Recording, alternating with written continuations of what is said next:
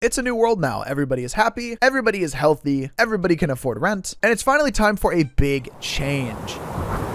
Well, at least one good change is coming. Phantom Forces Zombies. Yes, it has been a long time coming, but Phantom Forces Zombies is a thing. Now, you may remember that I actually talked about this a few months back after we also got news that Phantom Forces has been having viable cases removed from the game in a lot of countries. And this may only continue in the future, but in that video, I talked also about how Phantom Forces Zombies was announced. And I showed some clips that are publicly available, some screenshots from the Stylist Discord and all that. And the thing is though, today I have even more news regarding Phantom Forces Zombies, including new clips, new weapon customization details, new information on game modes, loads of gameplay footage to go through, and even some gameplay of a never-released survival game that Stylus was working on. Basically, Phantom Forces survival mode. Could this be Stylus's next big project? Join me today where we'll be covering all of this and what it means for the future of Phantom Forces as a whole. So the first thing that I want to go over is game modes. So far, it looks like my speculation of a Call of Duty Zombies type wave or round-based mode will be the core of the game mode for Phantom Forces Zombies. So we'll have things like wall weapons and even a mystery box, which I'll get to later on in the video. If we take a look at the first clip that we've got here, we can see that we have a few different things in just the menu alone that are exciting. First, we have a leveling system, which, to no surprise, requires XP. And it looks like it requires a bit more XP than regular Phantom Forces for each level. I believe this game will have its own separate leveling system from regular Phantom Forces, so the data will not be transferred over. I know some people were nervous about that, but I do think that's going to be the case, and I think it's probably for the better. Next, you can see that we also have a thing called Volts, which, like in my last video, is now confirmed to be a premium currency, and the only clip that I could find of its use is in this weapon upgrade system, where Volts seem to be utilized, but we'll cover that also in just a little bit here. We've also got regular credits, which I imagine will be able to be obtained by just playing and leveling up, and most importantly of all, it looks like we may actually have character customization with this as well, since we have this button here that says character. So there's potentially a lot to be excited about here. Later in the clip too, you could see that we have weapon levels, which unlike in the main game for Phantom Forces, weapon levels themselves unlock attachments rather than just being kill based. We do have some damage indicators too on the zombies and some comically large hit markers, which I'm a little mixed about, but honestly I don't mind them too much. It seems like we get 100 XP per zombie kill plus bonus XP for things like range and headshots, again kind of like the COD point system,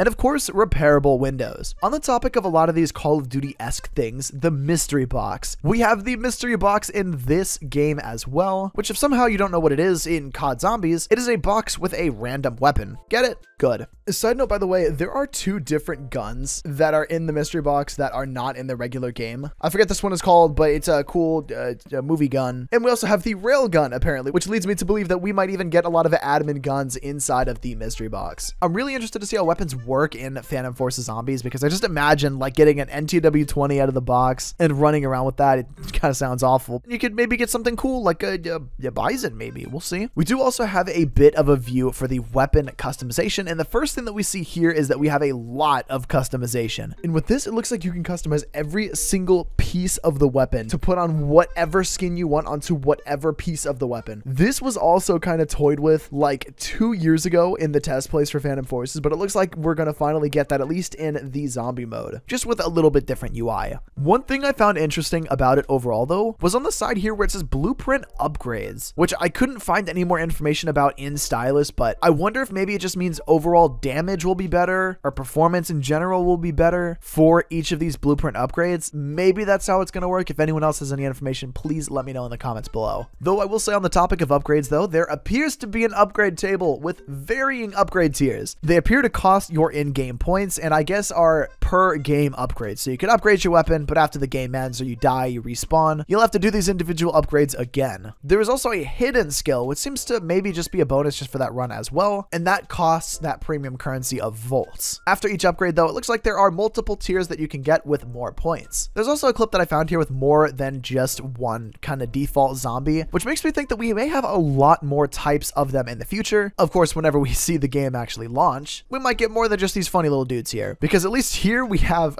enemies called green slimes and Spartan swordsmen, which is really interesting. You may also notice too here that it looks like we do have more standard Phantom Forces movement as opposed to any weird proprietary, like, you know, slower movement. Whether that's going to actually stay through the full release of the game, I don't know. It does seem a bit OP to use in a zombie game, but we'll see. Though I will say, if I had to guess, I don't believe green slime or Spartan swordsmen are going to be final product enemies. I imagine that they're just placeholders to test animations and and whatnot, but it's still cool that we very well could see and more than likely will see different types of zombies. Hopefully some boss zombies, maybe. We'll just have to wait and see. We also did get a slight glimpse into the perk system with perk machines, but in this clip it looks less like a working perk machine and more like an item that the person is holding in the player's inventory. That's not going to be permanent. I imagine that that's going to be changed to be more like Call of Duty Zombies as well. Other than that, though, we've gotten a few different glimpses into some maps, including a cabin, which we saw some clips of earlier, a Nacht der Untoten remake, which was the first ever COD Zombies map, personally one of my favorites of all time, and this fortress defense looking map, which honestly seems like a lot of fun. We do have a clip for that as well, where it's basically just like defending the fort from a bunch of zombies. We'll just have to wait and see, but it looks very interesting. Of course, though, before we go, one last thing that I wanted to cover is this clip that I found while digging through Stylus, and that is going to be one that is posted by Lido, which is apparently a 2016 game that I guess was never really worked on, that looks like a very early, simple survival game with very similar looking Phantom Forces kinds of mechanics, and of course, weapon model, obviously. Now, is this something I think Stylus is ever going to work on again? Honestly, if they do, it's not going to be anytime soon. We're still waiting on Call of Robloxia 6, if that is even still in the works, which honestly at this point it might not be. We've also got Phantom Forces Zombies right now on the table, which they're working on actively, and it seems like we're getting a lot more updates for that than we are for Core 6. So is a survival game with Phantom Forces mechanics, or a battle royale even,